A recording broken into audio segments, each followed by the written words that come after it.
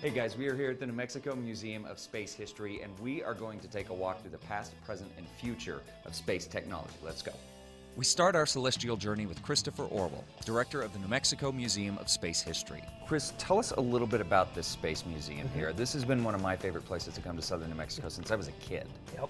Well, it came into existence in 1976. Some folks here from the Tularosa Basin who had worked in different aspects of the space program really had a desire to put together essentially a Hall of Fame at that point in time. That's what it started off, is a Hall of Fame to honor people from the space program from throughout the world, not just the United States. So it started off as the International Space Hall of Fame. Then over the years it morphed into a space museum. It was called the Space Center, and now the New Mexico Museum of Space History. And we deal with not only the inductees into the Hall of Fame, but also trying to tell the tale of how man flew into space.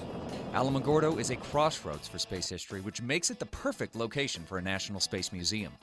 Just up the road, Dr. Robert Goddard, who is considered by most as the father of modern rocketry, conducted numerous experiments in the deserts in and around Roswell. Just 30 miles outside of town, the White Sands Missile Range played witness to some of the most important developments in rocketry and space exploration. And many of the Apollo astronauts called southern New Mexico home as they prepared for their spacewalks.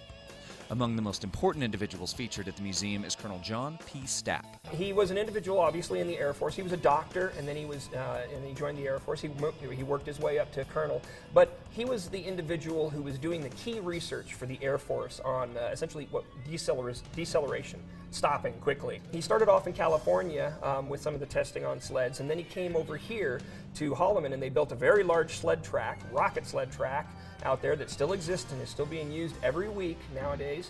But he started doing testing out there on what were the limits of human endurance.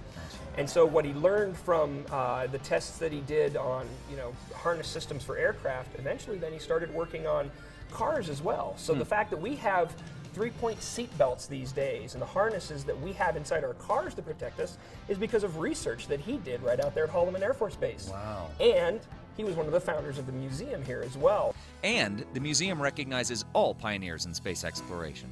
Another individual, so to speak, that is integral to our space history and is also a big part of the Space Museum here is Ham. Yep. Who is Ham? Ham. Ham was a chimpanzee. Okay. And his name actually stands for Holloman Aerospace Medical. He was trained out here at Holloman Air Force Base, as were many other chimpanzees that were utilized in the space program. And these were the chimpanzees that kind of paved the way for Alan Shepard on his flight and John Glenn when he orbited the Earth. So the first, American, I guess you would say, that flew was not Alan Shepard, although he really was, but Ham, who actually flew on a Mercury ballistic space flight before Alan Shepard did. And then he came back, he landed after his 15-minute flight, and then eventually he lives in the National Zoo, but obviously also eventually he died. But after he died, he was brought here back to Alamogordo, New Mexico, and he's buried right out in the front of our museum, in front of the flagpoles out there. We have a very nice grave marker out there, and it's one of the fun things around here. Interestingly enough, we'll go out there sometimes and we find bananas that people have put down there right where the placard is for Ham's grave, and they're just doing it as a little bit of a tribute because, he was a key part of our space program as well. For more information on the Culture Pass and how you can get involved, head over to casa.com and click on the Style tab.